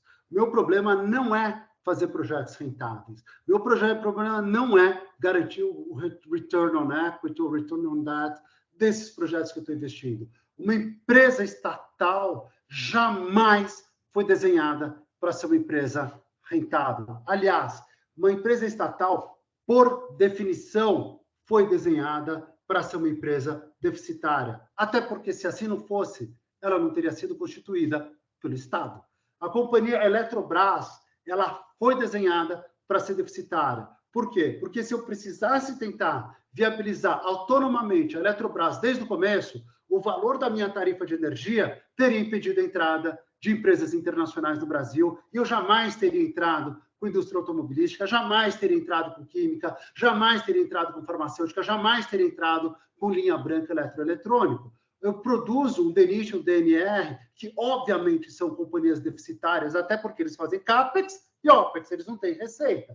Então, na hora que eu estou tentando impulsionar o Brasil nesse momento, e eu estou criando investimento, eu estou tentando forçar crescimento, e esse é o problema da segunda geração dos militares, é a hora que eu tento dinamizar numa porrada. Então, eu vou fazer Transamazônica, eu vou fazer tudo bem, Itaipu, vou fazer alguns grandes projetos, que são projetos interessantes do ponto de vista de política industrial, mas eles não são projetos para serem feitos de maneira rentável. E quando eu estou tentando criar esse problema, olha a loucura que você se mete nesse dilema dos militares, que fundamentalmente chama-se não saber a hora de parar. Os militares não sabem a hora que eles precisam descer. Claro, todo problema econômico é um problema político, e todo problema político é um problema econômico. Você não quer abrir mão do poder. Você quer continuar fazendo o Brasil crescer de um jeito. Você quer empurrar um pouco mais de crescimento para dentro. Você quer um pouco mais de apoio popular. Como que eu faço isso? Um pouco mais de investimento público. Então, galera, a coisa chega no ponto, louco de pedra, eu não sei se algum de vocês jamais acompanhou essa história, a ponto de eles tinham criado a IBTU, que era a empresa de transportes urbanos, que tinha entre as suas subsidiárias a chamada SDU-REC, ou seja, a Superintendência de Recife, e que tinha exatamente a chamada Linha Sul, que é o tramo da rede ferroviária que ia de Jaboatão dos Guararapes até o centro do Recife, chamado Marco Zero, e usava lá, então, essa linha para fazer transporte de passageiros. Galera, eu acompanhei isso por causa do meu avô. Um dia, o doutor Delfim Neto chega com um saco de dólares. Um saco, uma mala. Plá, tá aqui. Financiamento para uma nova linha de metrô. Aí a pessoa, meu Deus do céu, o que é isso? O que eu vou fazer uma nova linha de metrô? Não, olha, eu preciso botar esse negócio para rodar. Eu fui buscar dívida, fui buscar financiamento para que vocês façam uma nova linha de metrô, e aí vocês vão gerar emprego, aí vocês vão demandar trilhos, aí vocês vão demandar mão de obra, vocês vão demandar construção civil, vocês vão demandar trens, vocês vão demandar vagões, vocês vão demandar o que é que seja nesse negócio. Tanto que quem estava vivo na época da SDU-REC, quem está vivo ainda hoje, lembra, cara, foi um pânico, porque eles não sabiam onde colocar a linha. Então, eles vão simplesmente falar, cara, qual é o trecho de Recife menos adensado? Porque eu queria colocar a minha linha de metrô por uma área que tivesse pouca desapropriação. Porque com pouca desapropriação, eu gero pouco problema, pouca dor de cabeça. E a linha de Camaragibe, ela é criada exatamente no trecho de Recife, onde você tem menos demanda. E aí o cara implanta a linha que vai do centro até Camaragibe, a linha 2 do metrô, a linha centro do metrô REC. Isso era, cara, que insanidade. Porque, então você tem todo o CAPEX de construir uma nova linha, e assim que essa linha ficar pronta, você tem todo o OPEX.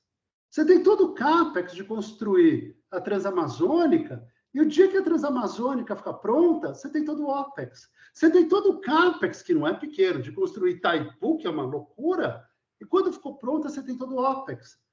Então, para cada grande projeto que você gera, como impulsionador da economia brasileira, você gera junto um déficit. E o grande problema dessa história, galera, é que os déficits vão se acumulando. Porque, ao mesmo tempo que o CAPEX acontece uma vez só, o OPEX acontece pelo resto da vida. Galera, se alguém não estiver entendendo qualquer coisa, for God's sake, me avisem. Isso é a essência do problema brasileiro. Tá joia? Dessa transição brasileira. Não é culpa das companhias estatais, é simplesmente o resultado de uma política pública desastrada na tentativa de você preservar aquele modelo criado na década de 30, mas você tem um problema de amor pelo poder, o poder deve ser super legal. Uma das entrevistas mais divertidas que eu já li eu já assisti na minha vida com a Carla Bruni, que é uma pessoa muito próxima ao poder, além de ser grande cantora, e ela fala, cara, o poder corrompe. Aliás, essa frase não é dela, mas ela usou. E, aliás, é uma boa frase. É impressionante, moçada. E aí vem essa história toda. O cara não quer perder o poder. Então, ele fala, vamos fazer mais investimento, vamos fazer mais uma linha de metrô, vamos fazer mais um eixo rodoviário, vamos fazer mais uma hidrelétrica, vamos fazer mais uma, sei lá mais o quê. E para cada mais um que você faz na tentativa de impulsionar um pouco a tua economia, fazer crescer mais um pouco, você puxa um pouco mais esse barbante para cima e você sabe que você gerou mais um OPEX. Até que a tua carga de OPEX vai ficando pesada demais. E o déficit primário vai se tornando grande demais. O déficit primário, moçada, é simplesmente um resultado endógeno da política pública vigente à época. E ele é absolutamente, endogenamente insustentável. Você sabe que é impossível ele se sustentar eternamente, só que você não está a fim de abrir mão do poder. Então, você fala só mais um pouquinho, só mais uma estatal, só mais um projeto, só mais uma, para ver se eu puxo um pouco mais essa brincadeira, só que daí você tem o dinheiro para fazer o CAPEX, o aumento do OPEX, o aumento do déficit, mais toda a dívida que você tem dentro desse processo. Moçada, esse negócio vai se tornando insustentável. Até onde esse negócio iria, ninguém nunca vai saber. O tema é que na hora que você dá a fagulha da corrida de dólares dos Estados Unidos na década de 80, e esses dólares começando a sair, eles vêm para o Brasil, ajudam a financiar os últimos anos desse ciclo, 81, 82, 83, você toma meia moratória do México 84, 85, a galera fala, Brasil não dá mais. Porque cada dólar que eu ponho aqui de CAPEX gera uma dívida que vai crescer a 30% ao ano, mais um OPEX, mas todo o déficit que você já tem. Esse negócio é totalmente insustentável. Em 86, alguém vira e fala, cara, não dá mais. Mas e a espiral inflacionária também, né? Que com o que estava acontecendo era impossível. Claro, O dinheiro perdeu o valor na época. É A gente passou por déficit. vários planos econômicos, né, nessa década. É exatamente isso. E é déficit. E o que é muito impressionante, novamente, eu me formei em economia, fiz 3 mestrados. Eu não terminei o 3º mestrado, que é matemática. Eu fiz uma economia, uma matemática em finanças e fiz o doutorado. Galera, eu tenho alguma qualificação para vocês. Não confiem em economistas. E os economistas que bolam esses loucos desses planos, que nem é exatamente a mesma coisa da Argentina. Não adianta você dolarizar a economia, desdolarizar a economia, congelar preços, tablita, sem tablita. Fiscais do Sarney, Nelson nem lembrava que o Sarney tinha fiscais, etc, etc. Moçada, se você continua com puta de um déficit público, porque você, na hora que você tem esse déficit público gigante que vem da política industrial da década de 30, 40, 50, 60, 70, que daí você forçou a barra para existir ao longo de todo o final da década de 60, década de 80, cara, é um déficit gigante ali dentro. Pode fazer o plano macroeconômico que você quiser, sem corrigir o déficit, você não consegue corrigir o rumo da macroeconomia. É simples assim.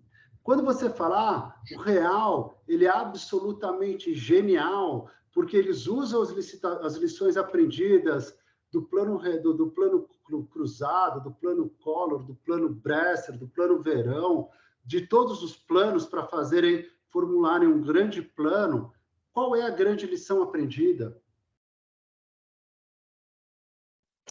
Que você precisa transitar suavemente pela URV para chegar na unidade real de valor, para daí estabelecer uma paridade do real com o dólar, alguma coisa do gênero. Negativo. A grande lição aprendida é que você precisa resolver o problema do déficit público, senão você não vai resolver o problema da inflação. É absolutamente insustentável você tentar achar a solução para um lado sem resolver o outro.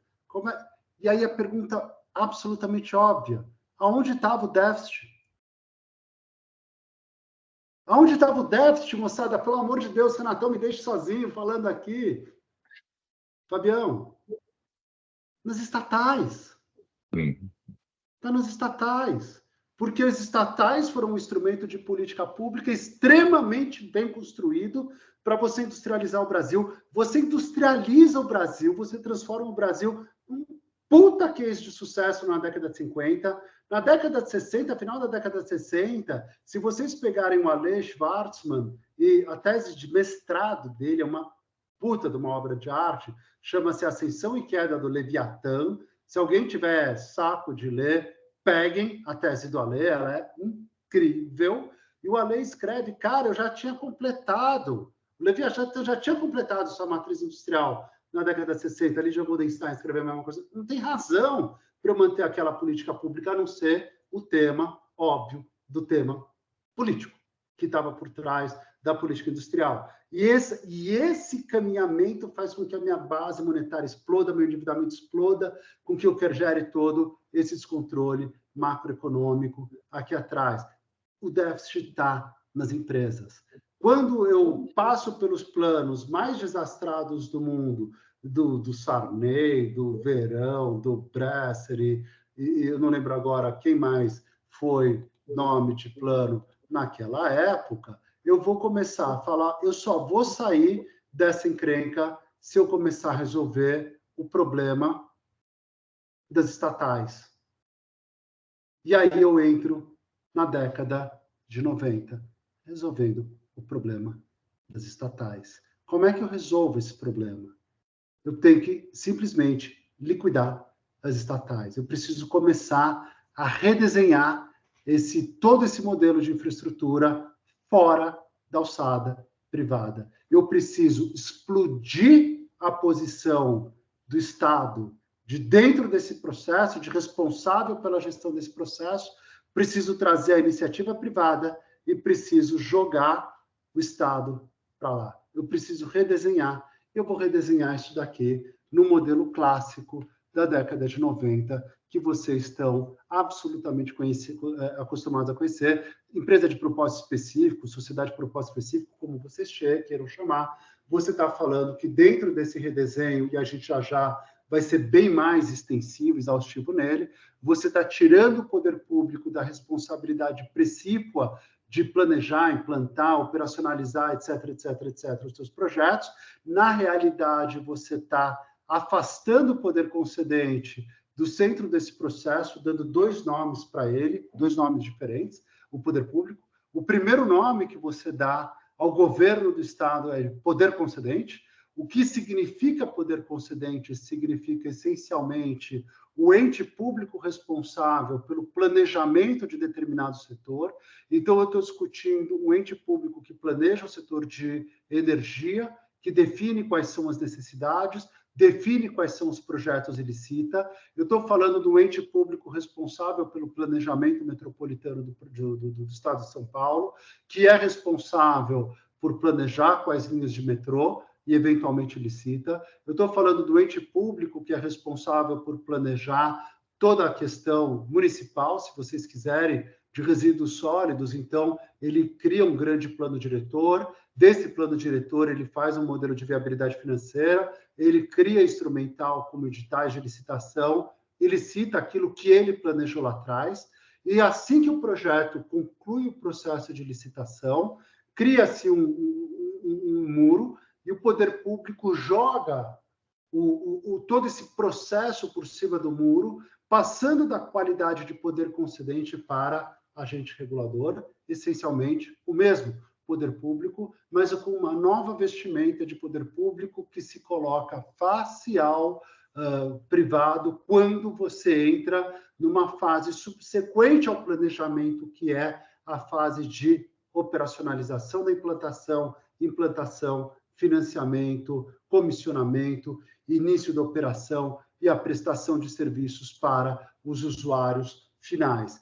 A agência reguladora e o poder público são essencialmente dois braços do mesmo ente, que são separados fundamentalmente por um marco temporal, e é muito engraçado e muito interessante, porque um debate que muitos dos juristas aqui presentes vão lembrar, que existia no começo da década de 2000, versava sobre o poder normativo das agências reguladoras, então, se queria discutir se as agências reguladoras deviam normatizar ou não, eu falava, gente, isso é um debate super inócuo, não faz diferença nenhuma definir se quem normatiza é a agência reguladora ou se é o poder concedente, porque, essencialmente, eles são braços de uma mesma cabeça, chamada poder público. Então, da onde quer que venha, da onde quer que emane a regulamentação, ela vai cumprir um papel de política pública independente do agente que assine essa pauta. Ah, mas a agência reguladora deveria ter um papel independente, etc, etc, etc. Não, galera, não. A agência reguladora deveria, sim, ter maior independência em relação a determinadas políticas públicas naquilo que é justamente uma certa resiliência face vamos dizer, políticas de governo e não políticas de Estado, ou seja, políticas circunstanciais e não políticas estruturais, ou seja, uma certa resiliência em relação à tentação da interferência extemporânea sobre o funcionamento daquele setor. Mas eles jamais deixaram de ser políticas públicas, eles jamais deixaram de ser atores públicos. A nomeação de todos os diretores, de todos os agentes de uma determinada agência reguladora é feita pelo Poder Executivo com aprovação do Legislativo, sem exceção. Galera, isso é política pública. Tá joia? Isso é simplesmente, você dá maior independência? Dá. Não maior independência em relação vamos dizer, a política do Estado, de jeito nenhum. Pelo contrário, você dá maior autonomia para cumprimento de uma política de Estado livre ou, preferencialmente, livre das interferências extemporâneas que podem emanar do próprio gestor de plantão, mas é um gestor de políticas públicas. E você traz ao centro desse processo exatamente os agentes privados. E aqui, aquele paradigma que a gente comentava na pergunta feita, respondida para o Nelson. Quem desses caras assume o centro do processo? Quem dos agentes privados que orbitava na periferia ou no perímetro desse processo vai assumir o caminho para o centro? Eram esses grandes grupos aí que mamaram, né, nesse período aí majestoso aí de crescimento, né? Sem dúvida. E foram eles que construíram isso aí. Inclusive, até você estava falando dessa questão dos anos 80, 90, né? Eu lembro, né, eu estou dizendo isso porque eu, particularmente, comecei minha carreira profissional na área de concessões exatamente na década de 90, né, em concessões do Estado de São Paulo. E eu acabei lendo um pouco sobre essa questão. Foi meio que uma imposição, né, de política internacional esse nosso processo de concessões, né? O famoso consenso de Washington lá, né? Falou assim, galera, a América Latina precisa pagar a dívida que tem com a gente. Então, como é que vai fazer? Vai ter que tirar a infraestrutura da mão do Estado lá e botar o privado para fazer gestão, né? Mas assim, só para contextualizar, quem foi o grande caterpillar desse processo aí que empurrou foram as grandes empresas que estavam saindo desse processo de pendurado no Estado para falar, opa, vamos tomar conta do negócio aí. Mas que passam por uma fase muito traumática antes de falar, vamos tomar conta do negócio. Se a gente Sim, exatamente. A grande crise, a década perdida, a famosa década perdida, nossa, aqui do setor de estrutura. E é super interessante, Nelson, porque você está falando, por exemplo, de uma empresa chamada Camargo Corrêa, que durante 2 anos, eles não assinaram nenhum novo contrato. Então, você está falando, você puxou da Camargo, você está falando de funcionários que chegavam todo dia na empresa, penduravam o paletó, abriam o jornal, liam o jornal, nada acontecia, fechavam o jornal, 5 horas da tarde, se levantavam, pegavam o paletó e iam embora. Durante 2 anos. Você imagina o tamanho da angústia de existência de uma empresa como essa. Então, eu vou te falar de uma experiência pessoal. Eu era recém-formado, eu estava trabalhando numa empresa de consultoria e na década de 80 eu fui emprestado para fazer um apoio junto à empresa do Metropolitano de São Paulo, na época. Legal. Que também ainda estava nesse processo, antes do Quercia entrar, efetivamente, fazer aquela crise toda bancária para poder bancar as obras dele, né? Você sabe disso. Eu estava no metrô e foi exatamente essa figura que você me trouxe aí, do sujeito lendo jornal, era eu sentado, recém-formado, olhando para um sujeito na minha frente que estava fazendo o quê? Estava lendo jornal. E eu era para ter ficado alocado lá um mês. E aí, depois de 3, 4 dias, eu já tinha terminado tudo que eu precisava fazer nesse mês, né? Aí eu falei, pô, o que eu vou ficar fazendo? Fica aí, porque eles estão precisando desse apoio. Aí eu fiquei olhando o pessoal lendo jornal, falei, bom, então eu estava estudando, eu tinha acabado de me formar, eu falei, vou estudar aqui, não vou ficar lendo jornal, né? É isso, Nelson. E aí você precisa dar o equacionamento para as companhias estatais que efetivamente tinham se servido a esse papel de política industrial. Veja, e essa é uma correção de leitura, é uma leitura muito fácil, muito rasa, que se fazia sobre a companhia estatal eram funcionários públicos, incompetentes, acomodados. Gente, mentira, mentira. Eram celeiros de cérebros onde você trabalhou, o metrô de São Paulo e a Dersa, quadros incríveis, tinha gente competentíssima, mas eles nunca disseram, vem cá, esse projeto é autossustentável, não faz o menor sentido. Você está falando de políticas públicas, política de mobilidade urbana, de política industrial, você está falando de política de crescimento econômico, você está falando de política de desenvolvimento social, você está falando do uso das companhias estatais para instrumentalizarem uma série de políticas muito maiores, só que elas simplesmente consomem mais recursos do que a capacidade de geração. É só ver as grandes obras, né, Fernando, que essas empresas públicas construíram na década de 70, 80 e que foram referência na engenharia mundial, inclusive, né? Você falou da China, né? Que copiando, eu lembro em São Carlos, onde eu estudei, eu fiz engenharia, eu tive professores que foram para a China.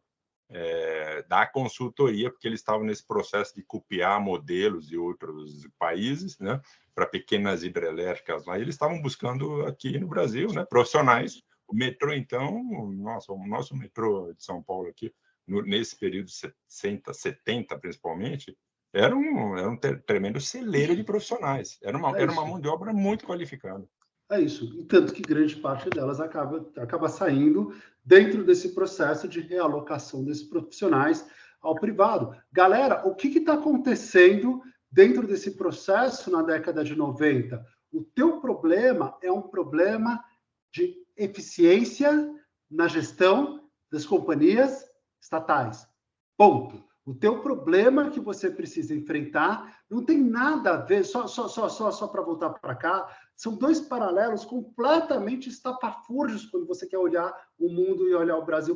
O mundo, você está falando liberalização, infraestrutura como um negócio, escala, blá, blá, blá, blá, blá, blá. Aqui no Brasil, você está falando de um déficit público gigante, gerado por uma política industrial bem sucedida, mas que se esgotou. Você está falando que você precisa zerar o déficit público, você precisa passar isso de alguma forma para frente ou encerrar, não me importa como. Você precisa redesenhar a lógica econômica, senão não adianta fazer plano econômico, nada vai funcionar e a gente vai patinar por mais não sei quantas décadas. Essa é a natureza do processo brasileiro, não tem nada a ver com o processo internacional. E aí eu pergunto para vocês, a primeira coisa, a gente discutia que nos Estados Unidos o centro do processo vem para o mercado financeiro, conforme o Nelson comentou, quando a gente estava falando das empresas no Brasil, o centro do processo vem exatamente para esses agentes que haviam perdido muito espaço. Não sei se vocês conseguem enxergar o meu mouse. Os fornecedores construtores que haviam perdido muito espaço dentro da década de 80, esses caras falam, eu tenho que me redesenhar. E é tão interessante exatamente porque eles forçam essa mão, e quando você fala de quais são as maiores companhias concessionárias do Brasil, você está falando Via Oeste, que vai ser Castelo Branco e Raposo Tavares, Queiroz Galvão. Você está falando do Eixo Anhanguera Bandeirantes, você está falando de Odebrecht, você está falando de Serveng, Camargo Corrêa, na Dutra, você está falando de todos esses caras, justamente falando, gente, eu preciso bolar um modelo em que eu, pelo menos, viabilize a implantação daquilo que eu chamo o programa inicial de investimentos. E quando você olha para essas concessionárias todas, elas foram licitadas em 95, 96, o que é mais interessante é que os programas iniciais de investimentos duravam 5 anos. Se eles duravam 5 anos, eles então gastariam, vamos dizer, o backlog de obras que se gerou lá atrás até 2000, 2001 mais ou menos. E o que acontece? Claro, eles implantam duplicações, extensões, terceiras faixas, viadutos, passarelas, blá, blá, blá, blá, blá, blá, não interessa o que mais. E chega 2001, cara, eles já tinham gastado o backlog. E aí sobrava operar aquelas rodovias pelo resto da vida. E os caras são construtores, eles estavam indo atrás de obra para tentar recolocar as companhias no eixo. Então, em 2000, 2001, os caras começam a tentar vender as concessionárias. Mas vamos recuperar um pouco lá atrás, 2000, 2001, o Brasil estava saindo da crise da fuga do petrodólar. O câmbio tinha desvalorizado, passado de 1,20 para R$2 e tanto. Os juros chegaram a 56%. Em 2000, 2001, a gente estava na iminência da eleição do ex-presidente Luiz Inácio, do atual presidente Luiz Inácio Lula da Silva no Brasil. Você acha que alguém ia comprar uma concessionária no Brasil, galera? Vocês estão loucos! O petrodólar tinha ido embora, o capital nacional não existia mais, as taxas de juros eram exorbitantes, ninguém tinha segurança de nada. Os caras falam, puta, ia aguentar essas concessionárias? Aí alguém de algum banco dá uma sacada de gênio para eles. Faz o seguinte, cara. Pega todas essas concessões aí que vocês têm, a Anhanguera, Bandeirante, tudo tranqueira, Via Oeste, péssima. Pega o sistema, aquelas lá do Paraná, pega Rodonorte, pega essa bobajada toda e junta num pacotão para dar escala, para engordar o negócio e vende as ações no mercado. Então, ao invés de você vender...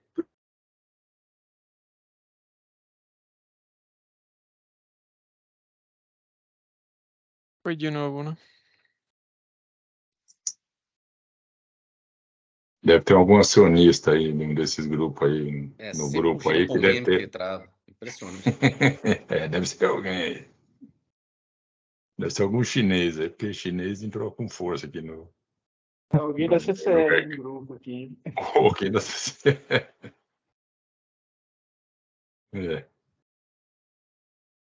Mas eu trabalhava nesse período. Hoje observamos um cenário claramente desafiador, né? Você separou aí na história da CCR. Separou aí, exatamente.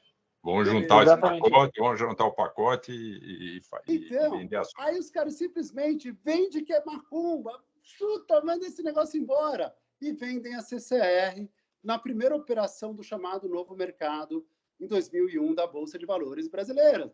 Galera, vocês estão brincando. Eles vão descobrir, alguns anos depois, que a CCR sozinha valia mais do que a somatória da parte de construção civil das 4 empreiteiras, Camargo Corrêa, Serveng, que havia ficado...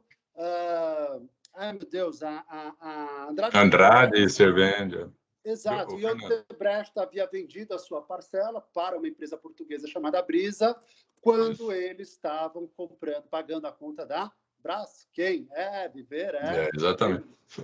Fernando, deixa eu te aproveitar, você está fazendo um comentário, eu lembro, eu estava numa dessas concessionárias aqui no estado de São Paulo, no começo do projeto, né? E eu lembro que eu tinha uns amigos da Camargo e tal, e falei assim, a concessão aí não é 5% do faturamento do grupo, né? Eu falei, eles não davam muita bola para concessão, né? Você está falando exatamente isso lá atrás, né? A coisa mudou tanto. É exatamente isso. Exatamente isso. O tema todo, meu amigo, é que você descobre, alguns anos depois, que uma concessão não é o backlog de obras durante 5 anos, é a operação durante 25. E essa operação, se bem feita quanto bem feita, ela, pela sua extensão e pelo volume de recursos que ela gira, é muito mais importante do que só a execução daquele backlog de obras, e a CCR chega a valer o que vocês conhecem em relação ao valor dela nesse período todo. Ou seja, quando a gente olha e você fala, as empreiteiras elas entram nas hidroelétricas, elas vão entrar em saneamento. Qual é o único setor que as empreiteiras não entram arrepiando, assumindo todo o setor? Se a gente voltar um slide para trás, lembra que aqui tinha fornecedores e construtores no canto esquerdo do nosso slide? Quando a gente olha telecomunicações, a gente não está olhando telecomunicações, a gente não está olhando empreiteiro em telecomunicações. Quem são os vencedores de telecomunicações? A Telecom Itália, Telefônica, Portugal Telecom. Diga, Fabião. Não, estava tentando lembrar os nomes aqui. Telecomunicações, as empresas não entraram mesmo. Só pensei alto aqui, desculpa. Não, exatamente. A única que entrou, se eu não me engano, foi Andrade, que chegou a ter um braço de telecomunicações. Acredito que tenha sido vendido também nesse período todo de reestruturação. Mas o fato é que em telecom você tinha alguma coisa de operadores internacionais. Em alguns projetos, os fornecedores internacionais chegaram a se aventurar. Então, a Siemens, eu cheguei a trabalhar longamente em projetos com eles, que eles se interessavam... consegui voltar. Estou tentando voltar. Eles se interessavam em se tornar fabricantes de... investidores em projetos eólicos. A Alstom chega a discutir a possibilidade de se tornar investidor em projetos metroviários ou, eventualmente, em projetos de geração de energia, exemplo do Rio Madeira, e projetos de natureza semelhante. Ou seja, você tem alguma presença, marginal que fosse, de algumas empresas de fornecedores ou operadores. E todo esse centro do processo ocupado pelas empresas de construção civil. Mas o que há de mais importante, moçada, esse processo pressupõe financiamento privado? Num primeiro momento, né? Num primeiro momento, né? Só aí posteriormente, assim, porque você falou dos 5, 6, 7 primeiros anos aí, né? Vamos falar de empréstimo ponte, alguma coisa assim, para poder viabilizar aí o início do serviço. Mas, obviamente, eles não... Isso qualquer acionista aí desse tipo de negócio vai querer buscar dinheiro mais barato possível, né? E onde estava esse dinheiro mais barato possível, né? na ocasião, né? Onde está esse dinheiro mais barato? Qual é a fonte principal de financiamento nesse momento, meu amigo Nelson? BNDES. O BNDES. Marcião já... Existe uma venda barata de um discurso de que as concessões foi um modelo para você viabilizar o financiamento privado de projetos de infraestrutura. O modelo de processo de concessão no Brasil jamais, na origem, pressupôs financiamento privado. Jamais. O financiamento era público, porque o problema não era o financiamento, o problema era a gestão, o problema era estancar a sangria do déficit público. Veja, o que você está falando, que existe naquela época e que existe até hoje, é um processo na qual a camada macroeconômica envolve, por completo, toda a política pública que está ligada ao setor de infraestrutura. Porque o problema macroeconômico ele é tão grave, que se você não resolver ele, definitivamente esquece, você não vai ter modelo para infraestrutura.